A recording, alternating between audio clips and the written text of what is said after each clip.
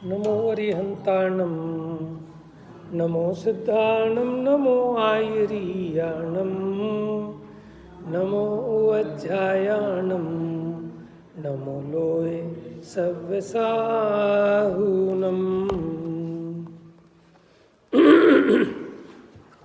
Page number 20, सामायिक पाठ। बड़े पंडित जी साहब की रचना है।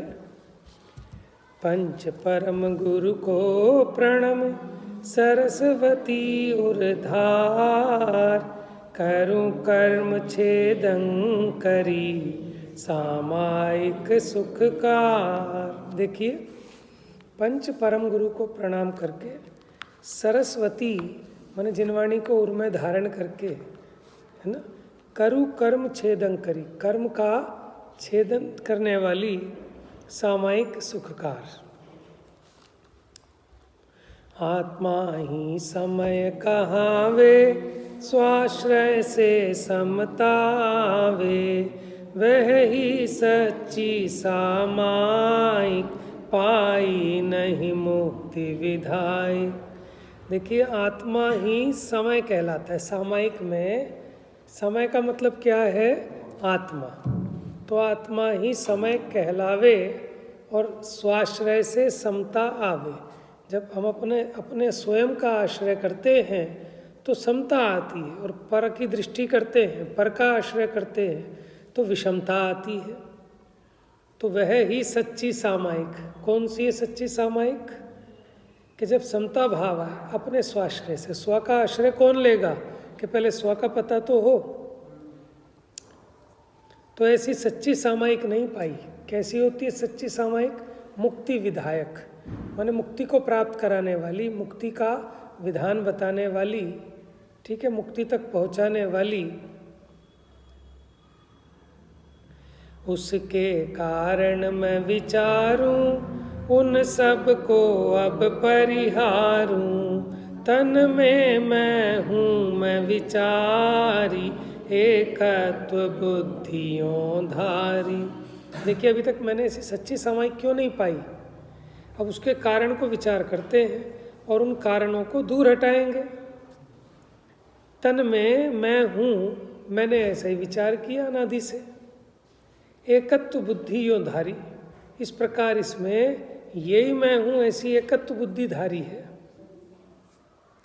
दुखदाई कर्म जुमाने, रागादि रूप निज जाने, आश्रव अरुबंध ही कीनो, नित्य पुण्य पाप में भीनो।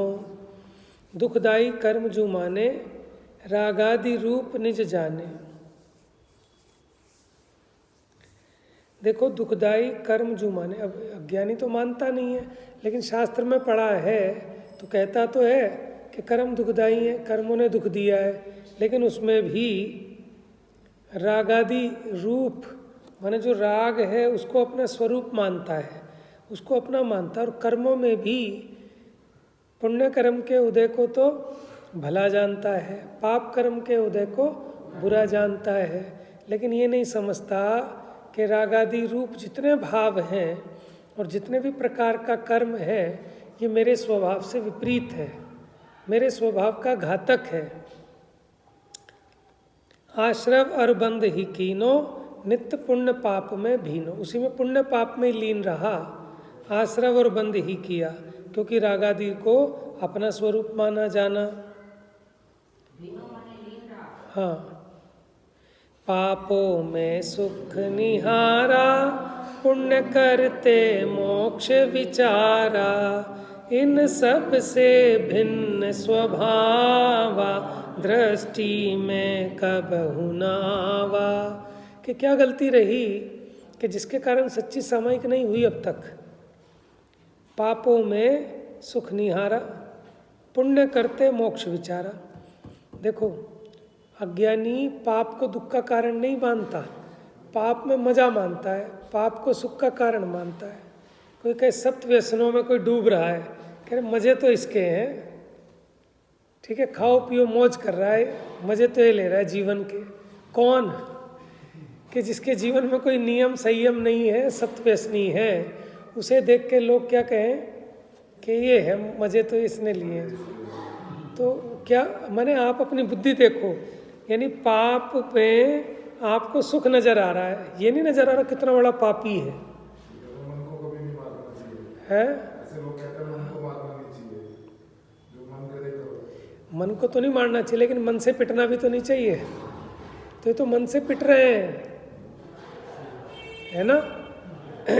बताओ कैसे कैसे हरकतें कर देते, पुलिस पकड़ के अंदर कर देती है, जेल में पड़े रहते हैं, तो मन के कारण ही तो पिट रहे हैं। है?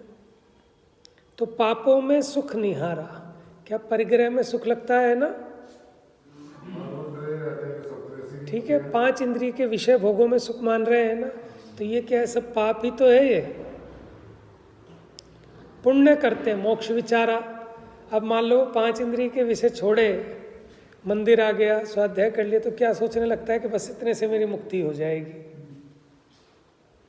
इन सब से भिन्न स्वभावा, माने इस पुण्य पाप से भिन्न ऐसा जो अपना स्वभाव है, वो दृष्टि में कबहु ना आवा, वो दृष्टि में नहीं है। वो तो पूरा समय सार उतार दिया, इसमें समय सार का सार है। शुरू में ही कह दिया, आत्मा ही समय कहावे।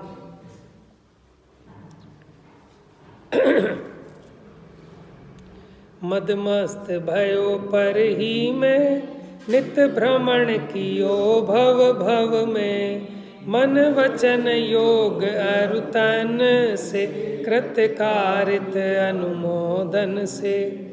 देखो, मदमस्त भयो पर ही में, अपनी तो खबर ही नहीं है, पर में ही मस्त हो रहा है, शरीर में, संयोगों में। नित भ्रमण कियो भव भव में, फिर इसी प्रकार 4 गति 84 लाख योनियों में भ्रमण होता रहता है। और कैसे? मन वचन काय से, कृतकारित अनुमोदना से, पर में लीन होता है। विषयों में ही लिपटाया, निज सच्चा सुख नहीं पाया, निशाचर हो अभक्ष भिखाया, अन्याय किया मन। देखो, मन वचन का है, कृतकारित अनुमोदना इसके साथ भी जोड़ लेना, मध्य दीपक समझ लेना उसको, कि मन वचन काय से, कृतकारित अनुमोदना से, विषयों में ही लिपटाया, मन से भी, वचन से भी, काया से भी, स्वयं किया, कराया और अनुमोदना की। किसकी? विषयों में लिपटाया, निज सच्चा सुख नहीं पाया। देखो, ये जो विषयों का सुख है, इसको उदाहरण दिया गोमट सार जी में, साता के उदय के लिए। शहद लपेटी तलवार, माने अब आप चलो शहद छोड़ो, समझ लो चॉकलेट में उसने डुबोई, कैसी छुरी जो दोनों तरफ से धारदार है, और बच्चा अब उसको चाट रहा है। किसको? इतनी पैनी छुरी को। किस लिए? कि उसमें चॉकलेट ही चॉकलेट लगी पड़ी है। समझ में? ये तो हो गया पुण्य का उदय। और दूसरा है जिसके पे चॉकलेट नहीं लगी हुई, मिर्ची लगी हुई, और वो उससे काट रहा है। ठीक है, कौन से कटवाओगे अपनी जीभ? समझ में आया? तो इसीलिए तो मैंने पूछा कौन से कटवानी है, चॉकलेट वाले से कि वो मिर्ची वाले छुरे से? कटवानी तो किसी से भी नहीं है। समझ में आया? लेकिन अब जब कटे बिना गुंजाइश ही नहीं है तो क्यों मिर्ची से कटवाएं? लेकिन उसमें उपाधेपना नहीं है। बात समझ में आ रही? इंतजार करना भला नहीं है लेकिन फिर भी अगर अब इंतजार करना ही पड़ रहा है तो धूप में खड़े होने की बजाय छाया में खड़ा होना श्रेयस्कर है। लेकिन अब ट्रेन आ गई तब भी ना चढ़े, क्योंकि छाया में खड़े हैं भैया, छाया में खड़े होना श्रेयस्कर है। तो फिर मूर्खता है, फिर मिथ्यात्व है। क्या चीज़? हाँ, ये तो ठंड की अपेक्षा है ना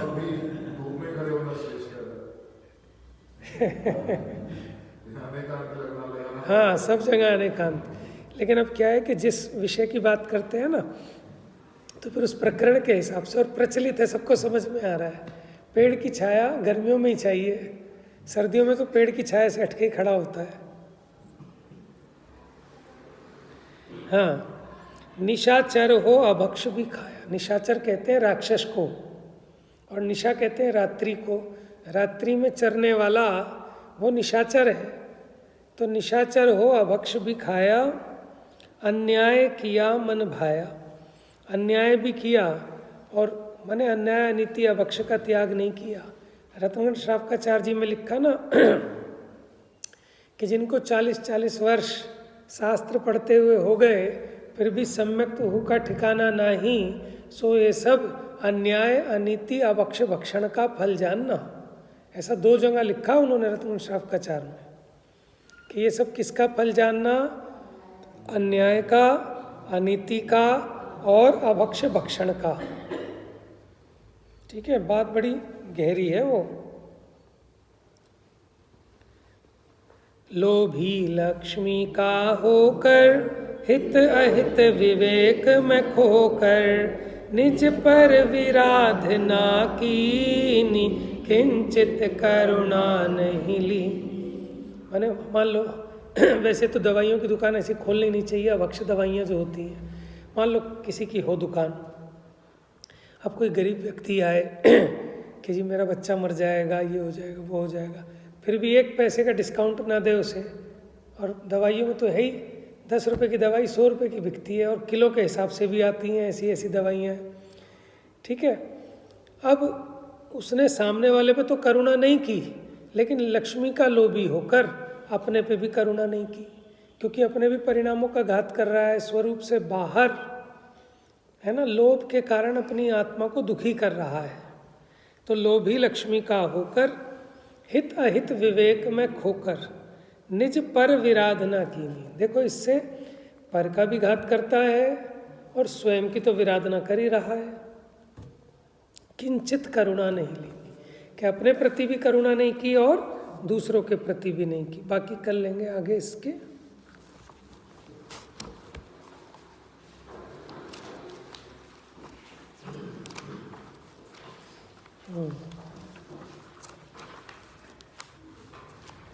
गुण अनंतमय परम पद श्री जिनवर भगवान, गे लखत हैं ज्ञान में अचल सदा निज थान।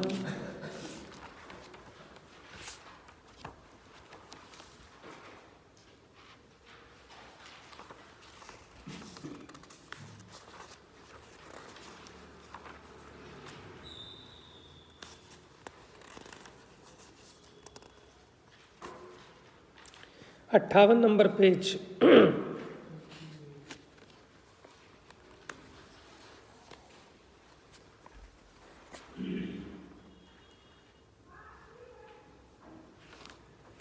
चर्चा ये चली थी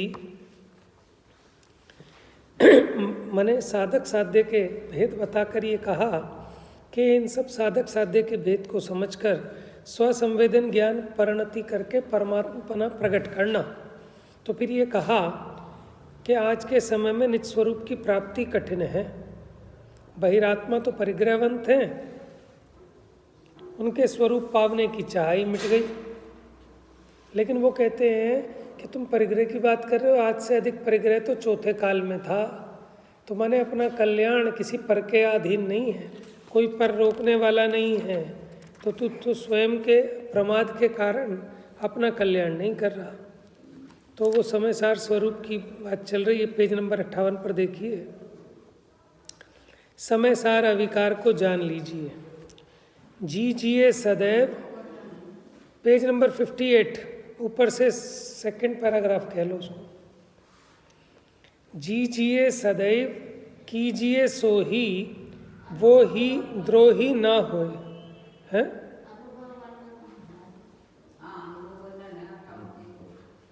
तो मैंने पूरा कहाँ पढ़ दिया था अभी वहाँ तक, उससे पहले आ जाओ ना। अनुभव वर्णन नहीं, अनुभव वर्णन पे 58 पे थे, 58 पे। कोई नहीं, दोबारा भी पढ़ लेंगे तो क्या परेशानी है। हाँ, जी जिए सदैव कीजिए सो ही, वो ही द्रोही ना होए आप अवलोए। देखो, जी जिए सदैव माने जीना। जीना किसको कहते हैं कि सुखरूप जीना वो जीना है ना। जैसे लोग कहते हैं ये जीना भी कोई जीना है। लोग कैसे कीड़ों की तरह जी रहे हैं। ठीक है ना, झुग्गी झोपड़ी में भी कोई जीना है। जीना तो ये जो विहारों में रह रहे हैं, समझ में आया? तो ये कोई जीना है। तो ऐसे ये जीव दुखी होकर जी रहा है, ये कोई जीवन नहीं है। ये शांत रस का पान करके आनंद सहित जिए, वास्तव में तो वो जीना है। तो जैसे वो कहते हैं ना, जीते रहो, और कोई कहे मरते रहो, तो भले ही कोई आशीर्वाद दे जीते रहो, तो वो क्या कहते हैं, दुकान बढ़िया चले, 2 की जगह 4 बच्चे, दूधो ना हो पूतो फलो, 2 की जगह 4 बच्चे हो। तो आप जीते रहो कहना चाह रहे हो कि मरते रहो कह रहे हो? कह तो रहे हैं जीते रहो, लेकिन वो आशीर्वाद के पीछे है कि ऐसे ही मरते रहो, दिन दूने रात चौगने परिग्रह बढ़ते रहे, पूरी जिंदगी दुकान में निकल जाए, फैक्ट्री में निकल जाए, ऑफिसों में निकल जाए। समझ में आया? पूरा का पूरा समय विषय भोगों में गंवाए चले जाओ। तो ये कोई जीना है? लेकिन जगत के प्राणी को, अज्ञानी को इसी में जीवन दिखता है, और ज्ञानी को इसमें मरण दिखता है। इसलिए ज्ञानी इससे हटता है, इससे छूटना चाहता है। तो कहते जीजिए सदैव, कीजिए सो ही वो ही द्रोही ना होए। माने ऐसा कीजिए जो स्वयं का द्रोही क्या होता है, दुश्मन, नुकसान पहुंचाने वाला ना हो। आप अवलोए, माने अपने को अवलोकन करो, शुद्ध उपयोग थाए, शुद्ध उपयोगी होकर पर को वियोग भाए, सहज लखाए यह जिनागम कही बात। माने जिनागम ने कहा कि पर का संयोग छोड़ अपने स्वरूप को देख और सहज लखा, ये जिनागम ने ये सार कहा। तीहूं लोकनाथ वह विख्यात, निज अनुराग सेती धर वीतराग भाव। यह दाव पायो फिर मिले ना उपाय, ऐसो भाव धर जाते मिटे भव फंद।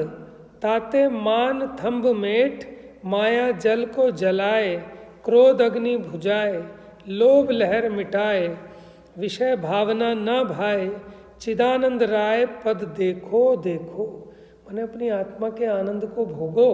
कैसे भोगोगे? क्रोध मान माया लोभ को छोड़ो, नहीं तो कैसे भोग पाओगे आत्मा का रस।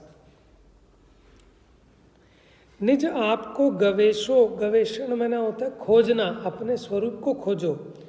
पर वेदना की उच्छेद ना कर, पर वेदना कहो अथवा पर का भोगना कहो, उसको छोड़कर सहज भाव धर, अंतर्वेदी होए, माने अपने अंतर का वेदन करे, भोग करे।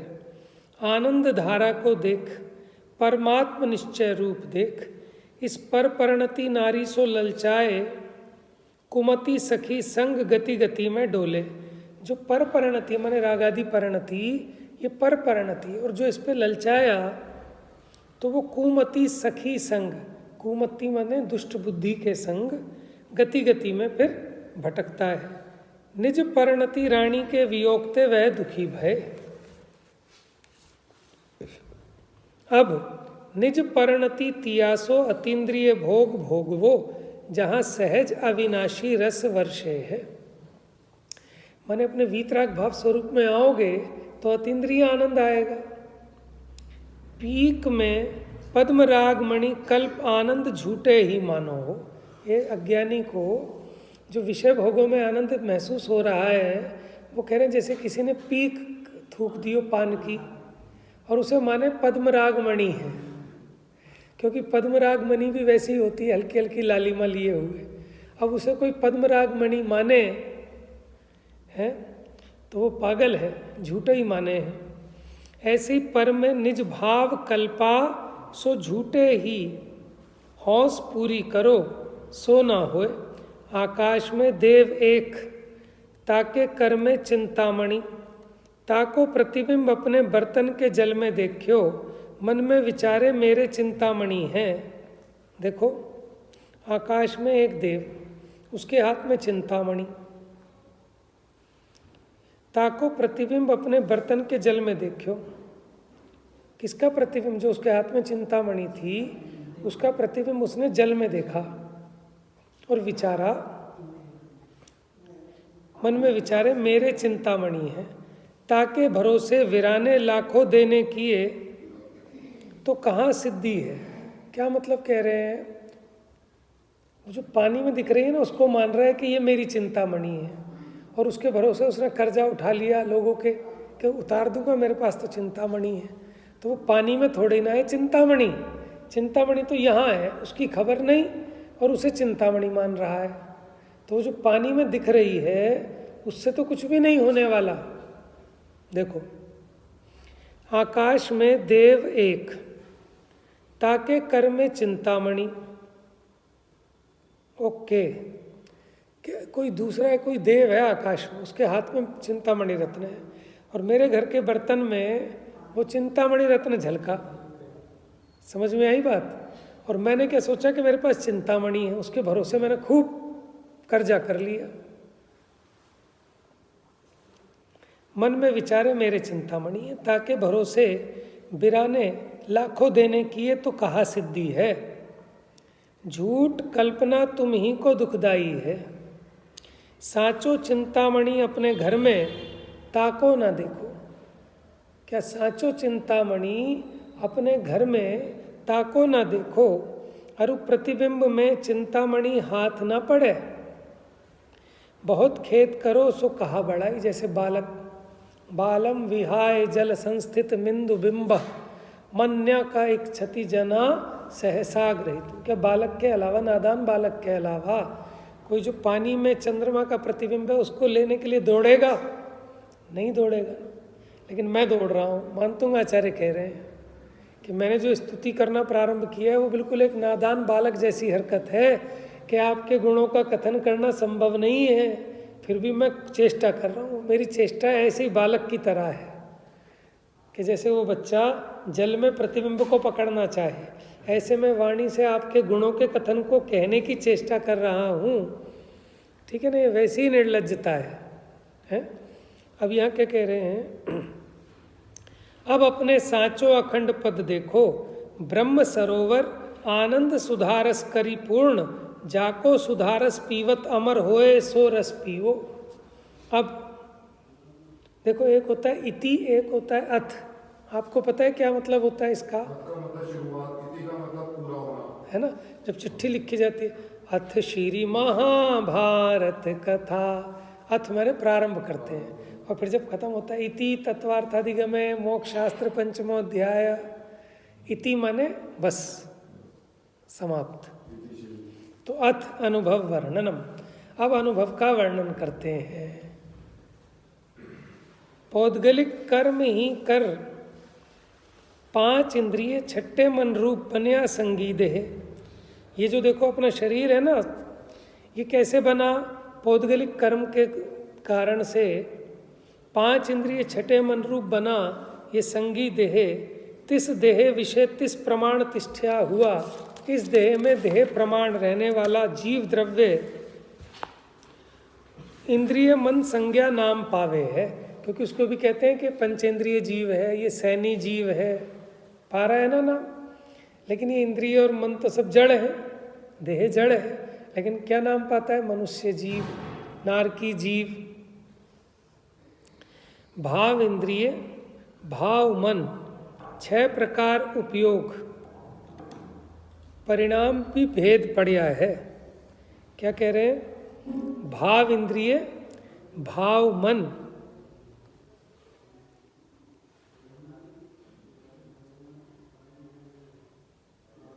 छह प्रकार,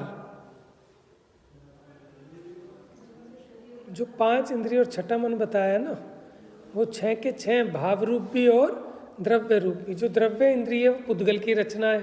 देखो जैसे ये आँख है, ये पुद्गल की रचना है। कर्ण इंद्रिय, ये तो बाहर में दिख रहा है ना, ये तो ढक्कन है। कर्ण इंद्रिय तो भीतर है। ऐसे ये भी बाहर के उपकरण है। ये कर्ण चक्षु इंद्रिय तो बीच में वो जो मलका की दाल जैसा आपको दिख रहा है वो है। ठीक है? तो जो बाहर में है, बल्कि वो जो दाने जैसा है वो भी द्रव्य इंद्रिय है। भाव इंद्रिय के उसके माध्यम से प्रवर्तने वाला अपना प्रकट ज्ञान, आँख के माध्यम से जो ज्ञान की प्रवृत्ति होती है वो है भाव चक्षु। कर्ण इंद्रिय के माध्यम से जो अपना जानना होता है वो है भाव कर्ण इंद्रिय। समझ में है? ऐसे ही मन, यहाँ जो हृदय स्थान में 8 पंखुड़ी के कमल के आकार का जो पौद्गलिक मन है वो तो द्रव्य मन है, और उसके माध्यम से जो विचारणा अधिक चलती है जीव की, वो भाव मन है। तो ये 6 के 6, यानी 5 तो इंद्रियां और 6 मन, तो भाव इंद्रिय भाव मन, 6 प्रकार उपयोग परिणाम भी भेद पड़ा है। तो है तो उपयोग, लेकिन वो उपयोग कभी चक्षु इंद्रिय के माध्यम से, कभी कर्ण इंद्रिय के माध्यम से, कभी स्पर्शन इंद्रिय के माध्यम से, कभी मन के माध्यम से प्रवर्तता है। तो अगर वो चक्षु इंद्रिय के माध्यम से प्रवर्त रहा है तो उस उपयोग का नाम क्या पड़ गया? भाव चक्षु। ठीक है, मन के माध्यम से प्रवर्त रहा है तो भाव मन। तो ऐसे उपयोग के 6 भेद खड़े हो गए। एक एक उपयोग परिणाम एक को देखे जाने। जैसे देखो, चक्षु इंद्रिय के माध्यम से प्रवर्तने वाला जो उपयोग है वो सिर्फ रूप को जानेगा, रस को नहीं, गंध को नहीं। कर्ण इंद्रिय के माध्यम से प्रवर्तने वाला उपयोग शब्द को जानेगा, रूप रस को नहीं। स्पर्शन इंद्रिय के द्वारा प्रवर्तने वाला ज्ञान सिर्फ स्पर्श को जानेगा, रस आदि को नहीं। मन उपयोग परिणाम चिंता विकल्प देखे जाने। तो जो मन के माध्यम से प्रवर्तने वाला उपयोग है वो क्या जानता है? चिंता, विकल्प, इन सबको देखे जाने, क्योंकि वो इंद्रियों से तो दिखेंगे नहीं आपको चिंता और विकल्प। परिणाम विचार विकल्प चिंता रूप मानना होए, तिन होने सो तिस परिणाम भेद को मन नाम कया। वो जो उपयोग का परिणाम है उसी को भाव मन कहा। देख संत अवर अब इन्हीं को एक ज्ञान का नाम ले कथन करो। ये जो 6 भेद खड़े किए, अब संत इनको एक ज्ञान का नाम लेकर कथन करेंगे। सो सुनो।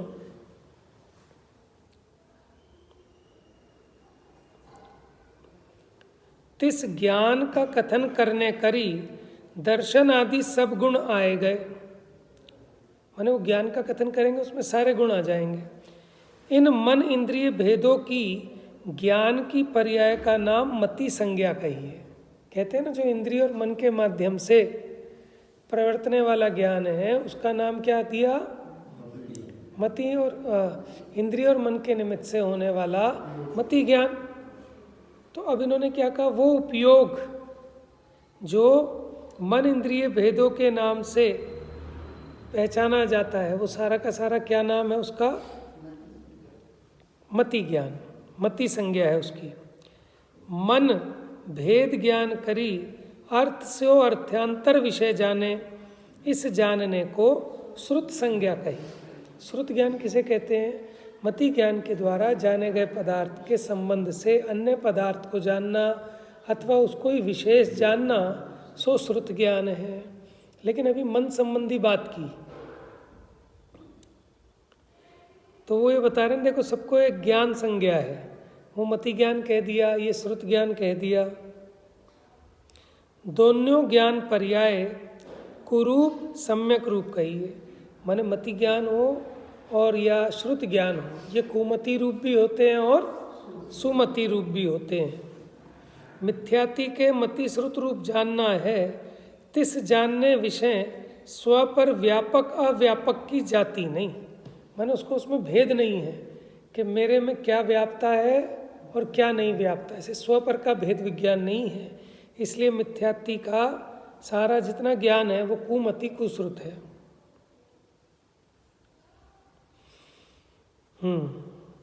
तिस ज्ञे को आप लखे अथवा लगता ही नहीं। मिथ्यात्ति के जानने में कुरूपता विपरीतता है।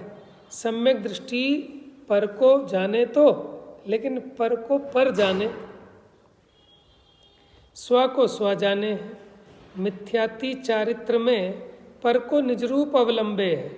क्या करता है कि मिथ्या दृष्टि क्योंकि पर को आप रूप मानता है इसलिए पर का अवलंबन लेता है, पर में लीन होता है। सम्यक दृष्टि निज को निज मानता है इसलिए निज का अवलंबन लेना चाहता है, लेता भी है। सम्यकता सविकल्प निर्विकल्प रूप से 2 प्रकार है। माने सम्यक दर्शन, सम्यक तो 2 प्रकार का, सविकल्प और निर्विकल्प। जगन्य ज्ञानी के जब तिस पर ज्ञे को अव्यापक पर रूप जान, आपको जानन रूप ज्ञायक रूप अपने कोई व्याप्य व्यापक जानन्या करे, सो निर्विकल्प रूप सम्यकता। जगन्य ज्ञानी के, जगन्य ज्ञानी माने क्षेपशम ज्ञानी ले लेना, जगन्य ज्ञानी का मतलब निगोद नहीं लेना है यहाँ पे। जगन्य ज्ञानी माने जो क्षेपशम ज्ञानी है, वो पर ज्ञे को अव्यापक पर रूप जाने, माने पर में मैं व्याप्ता नहीं, उससे भिन्न रहकर उसको पर रूप जाने, और स्व को स्व में मैं व्याप्ता हूँ, यही मैं हूँ, ऐसा होकर जानन्या करे, वो तो है निर्विकल्प रूप सम्यकता। और जो एक बेर एक समय विषय स्व को सर्वस्व करी लखे तथा सर्व पर को पर करी लखे, तहाँ चारित्र परम शुद्ध है।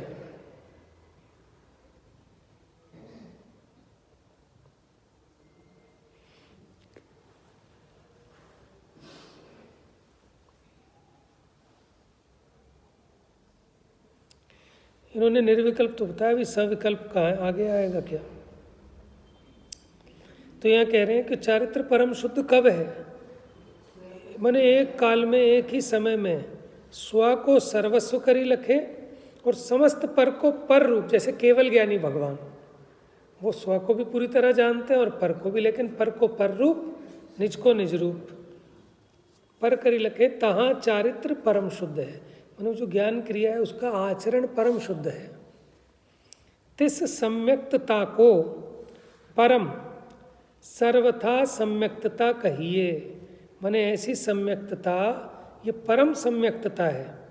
सो केवल ज्ञान केवल दर्शन ज्ञान पर्याय विषय पाइए, माने केवल ज्ञानी केवल दर्शन जिनको है उनके क्या है, परम सम्यक्तता है, उसी को परमावगाढ़ सम्यक्त भी कहते हैं। अरु जिस ज्ञे प्रति उपयोग लगावे तिस ही को जाने और को ना जाने। बात समझ में आ रही? जहाँ अपना उपयोग होता है हम उसी को जानते हैं, औरों को नहीं जान पाते। मिथ्याति के व सम्यक दृष्टि के ज्ञेय प्रयुंजन ज्ञान तो एक सा है। देखो जैसे माइक है, इस माइक को सम्यक दृष्टि भी माइक जानेगा और मिथ्या दृष्टि भी माइक जानेगा, तो वो ज्ञेय का ज्ञान तो दोनों को एक जैसा है, परंतु भेद इतना ही है कि मिथ्याति जेता जाने तेता अयथार्थ रूप साधे है, क्योंकि उसको स्वरूप विपरीतता होती है, कारण विपरीतता होती है और भेदा भेद विपरीतता। वो क्या कहेगा, माइक मेरा है, ये मोबाइल मेरा है, ठीक है ना, इसमें से सुख आता है, इसमें से दुख आता है, तो अपना प्रयोजन उल्टा साधता है, इसलिए वो मिथ्यात्व है। जानने की अपेक्षा देखें तो सम्यक दृष्टि भी वैसे ही जान रहा है, माने जो पुत्र है सम्यक दृष्टि को भी बालक दिख रहा है और मिथ्या दृष्टि को भी, लेकिन सम्यक दृष्टि जानता है कि इससे मेरा सुख दुख नहीं है, और मिथ्या दृष्टि उसी में से अपना सुख दुख सोचता है।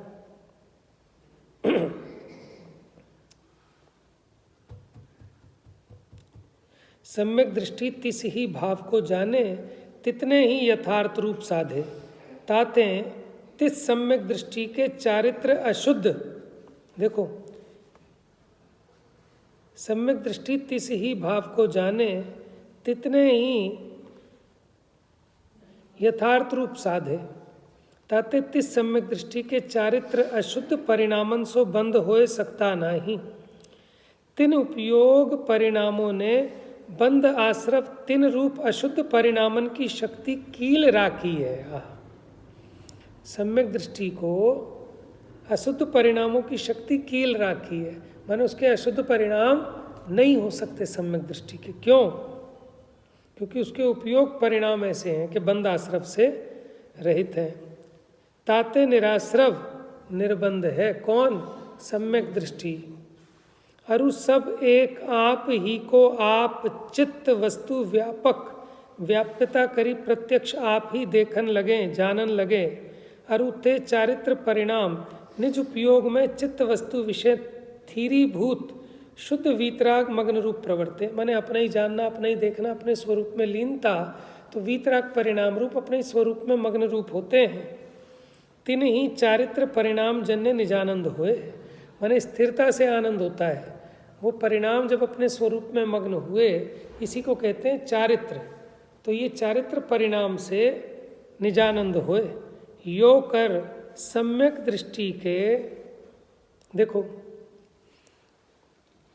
क्या होता है, जैसे छोटा बच्चा होता है ना, जैसे वो टॉफ़ी चूसता है, मैंने उसको मुंह में रखी और फिर उसका स्वाद लेता है, ठहराव, लीनता, तो उससे आनंद होता है।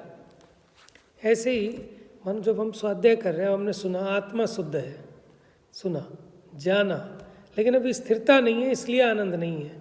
अब आपने जाना आत्मा शुद्ध है, अब इस भाव में आपकी एकाग्रता हो, जितनी देर आपकी निराकुलता और स्थिरता होती है ऐसे परिणाम में, उससे आनंद होता है। समझ में? आनंद किससे होता है? ठहराव से। उसी को स्थिरता कहते हैं, उसी को लीनता कहते हैं, उसी को चारित्र कहते हैं।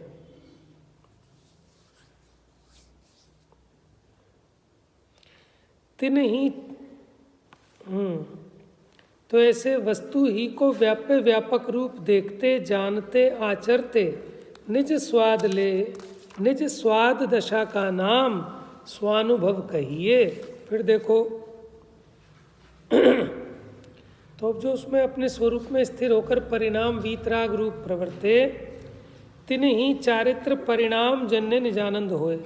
यों कर सम्यक दृष्टि के दर्शन ज्ञान चारित्र सहित परिणाम निज चित्त वस्तु ही को व्याप्य व्यापक रूप देखते, माने मेरा स्वरूप यही है, मैं इसी में व्याप्त हूँ, तो ऐसा ये मैं ही हूँ, इस प्रकार से परिणाम भी ऐसे अपने स्वरूप के जानने में, आचरण में लीन होते हैं। तो ऐसी जो निज स्वाद दशा प्रकट हुई, उसका नाम है स्वानुभव। नीचे लिखा समय सार नाटक का, वस्तु विचारत ध्यावते मन पावे विश्राम, रस स्वादत सुख उपजे। देखो जैसे गुरुदेव उदाहरण देते थे, एक 64 फुटी लैंडी पीपर होती है, अब उसको घिसते हैं तो उसमें से जितना घिसोगे उतनी तिखास आएगी। तो 64 फुटी माने जब 64 बार घिसा जाएगा तब उसकी असली तिखास निकल के आएगी। बात समझ में आ रही है? तो ऐसे ही जो आपने वस्तु का स्वरूप जाना, अब आप उसकी घिसाई करो, माने उपयोग में उसी को बारंबार बारंबार अवलोकन करो, उसमें स्थिर हो, तब आनंद आएगा।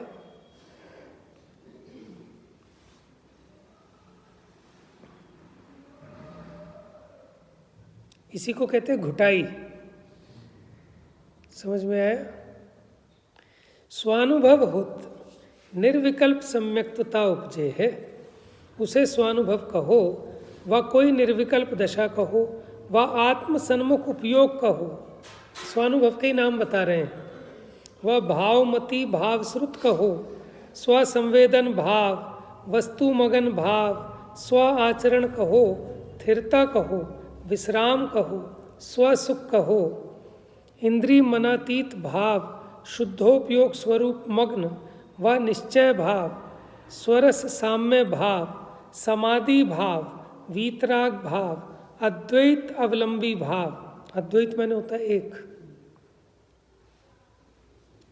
चित्त निरोध भाव, निज धर्म भाव, यथा स्वाद रूप यों करी स्वानुभव के बहुत नाम हैं, तथापि एक स्वस्वाद रूप अनुभव दशा मुख्य नाम जानना। स्वस्वाद रूप अनुभव दशा, अपने अपने का स्वयं का स्वाद। जो सम्यक दृष्टि चौथे गुण स्थान का है, तिसके तो स्वानुभव का काल लघु अंतर मुहूर्त ताई रहे है, छोटा अंतर मुहूर्त, फिर वह स्वानुभव बहुत काल पीछे हुए है। तिस्ते अविरत सम्यक दृष्टि की अपेक्षा देशव्रति का स्वानुभव रहने का काल उससे बड़ा है, और वह स्वानुभव थोड़े ही काल पीछे हुए, माने थोड़ा जल्दी होता है। सर्वविरति के माने छठे सातवें गुण स्थान वालों के स्वानुभव दीर्घ अंतर मूर्ताई रहे, बड़े अंतर मुहूर्त तक रहता है, और ध्यान से भी होए है, और अति थोड़े थोड़े काल पीछे स्वानुभव सातवें में बारंबार हुआ ही करे। तेई परिणाम पूर्व स्वानुभव रूप भय थे, ते तो स्वानुभव रूप रहें। पै तहाँ सो मुख्य रूप कर्म धारा सो निकस निकस स्वरस स्वाद अनुभव रूप होए कर चढ़ते चले जाएं। माने जितने वो स्वसंवेदन रूप हुए थे उतने तो हैं ही, लेकिन अब कर्म धारा से छूट छूट कर स्वरस स्वाद रूप अनुभव रूप होए कर चढ़ते चले। माने श्रेणी बढ़ती है तो विशुद्धता बढ़ती है। ज्यों ज्यों आगे काल आवे है, त्यों त्यों अवरु अवरु परिणाम स्व स्वाद रस अनुभव रूप होए करी बढ़ते चले हैं। माने वो अनुभव की गहनता, उसकी माने डेप्थ बढ़ती जाती है। यों करी तहाँ सो अनुभव दशा का परिणाम बढ़ने करी पलटने हुए है। देखो चौथे गुण स्थान वाले के जो अनुभव हुआ, ठीक है ना, उसमें उतनी गहराई नहीं है जितनी के ऊपर के गुण स्थानों में है। स्थिरता बढ़ती जाएगी उसमें। तो इस प्रकार ये क्षीण मोह के अंत तक जानना, उतनी उतनी उसकी वृद्धि होती जाती है। और जब क्षीण मोही हो गया, मोह का पूरा अभाव हो गया, अब शुद्ध उपयोग हो गया सदा काल के लिए। भो भव्य तू एक बात सुन, हम एक बार अवरु फिर कहे हैं। क्या कह रहे हैं कि देखो उपकार करके कह रहे हैं कि भैया चल फिर एक बार बता रहे हैं तेरे को। क्या ये स्वानुभव दशा स्वरसमय रूप सुख है, शांति विश्राम है, स्थिर रूप है, निज कल्याण है, चैन है, संभाव है, मुख्य मोक्ष राह है। ऐसा है। अरु यहु सम्यक सविकल्प दशा यद्यपि उपयोग निर्मल है, तथापि यहाँ चारित्र परिणाम परालंब अशुद्ध चंचल होते संते सविकल्प दशा दुख है। यद्यपि सम्यक दृष्टि है, लेकिन इसके परिणाम भी जब बाहर में जाते हैं तो सविकल्प दशा होती है, चंचलता है तो दुख भी है। तृष्णा करी चंचल है। देखो चंचलता किससे आती है? तृष्णा से आती है। तृष्णा नहीं होगी तो चंचलता नहीं होगी। बच्चे चंचल क्यों होते हैं? उनका मन एक जगह नहीं, कभी कुछ करेंगे कभी कुछ करेंगे, पढ़ नहीं सकते एक बार बैठ के, एक जगह बैठ नहीं सकते। क्लास में मैडम भी कहती हैं इनके स्प्रिंग लगी रहती है बच्चों के, वो टिक ही नहीं सकते क्योंकि उपयोग की चंचलता बहुत है उसकी, है। तो तृष्णा करी चंचल है, जिसके जितनी ज़्यादा तृष्णा है वो उछलता फिरेगा। जैसे बिच्छू सहस डसे नहीं तिसो, ताह भूमि पर सत दुखी ईसो, बिच्छू सहस डसे नहीं तिसो। ऐसे नरक की भूमि को छूकर ऐसे उछलता है बहुत ऊंचा, है। ऐसे ये जीव इच्छा नागिन जो जो डंके लहर जहर की आवे, जैसे इसको इच्छा रूपी सांप डसता है, उछलता है, बेचैन होता है। पुण्य पाप रूप कलाप है, उद्वेगता है, असंतोष रूप है, ऐसे ऐसे विलाप रूप है। चारित्र परिणाम दोनों ते अवस्था आप विषय देखी है।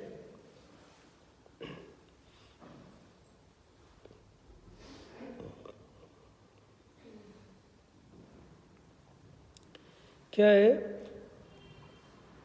चारित्र परिणाम दोनों ते अवस्था आप विषय देखी है। तिस्ते भला यह है जो तू स्वानुभव रूप रहने का उद्यम राख्या कर। ये हमारा वचन व्यवहार कर उपदेश कथन है। क्यों व्यवहार से क्यों है? कि हमारे कहने से तेरे समझ में आ जाएगा ऐसा तो है नहीं, और हमारे कहने से तू कर लेगा ऐसा भी नहीं है। तो ये तो व्यवहार से उपदेश कथन है। क्या? कि तू स्वानुभव रूप रहने का उद्यम रखा कर। जेती जेती विशुद्धता स्थिरता गुणस्थान माफिक बड़ी, तेता तेता सुख बड़ा। 12वें गुणस्थान लग मन में 12वें गुणस्थान तक कषाय घटने ते स्थिरता बढ़ती जाती है। मति ज्ञानावरण श्रुत ज्ञानावरण के क्षयोपशम से स्वसंवेदन रस बढ़े। क्या हो रहा है? जब ऊपर गुण स्थानों में चढ़ रहा है तो कषाय घट रही है तो स्थिरता बढ़ रही है। मति ज्ञानावरण श्रुत ज्ञानावरण का क्षयोपशम बढ़ रहा है तो स्वसंवेदन रस बढ़ रहा है। स्वसंवेदन स्थिरता कर उपजो रसास्वाद स्वानुभव सो अनंत सुख का मूल है। ऐसे अपने स्वरूप की स्थिरता से स्वसंवेदन से होने वाला जो स्वाद है स्वानुभव का, वो अनंत सुख का मूल है, उसका बीज है वो अनंत सुख का, यही अनंत सुख को प्राप्त कराएगा। चलिए आगे कर लेंगे। जा वाणी के ज्ञान से सूझे लोकालोक,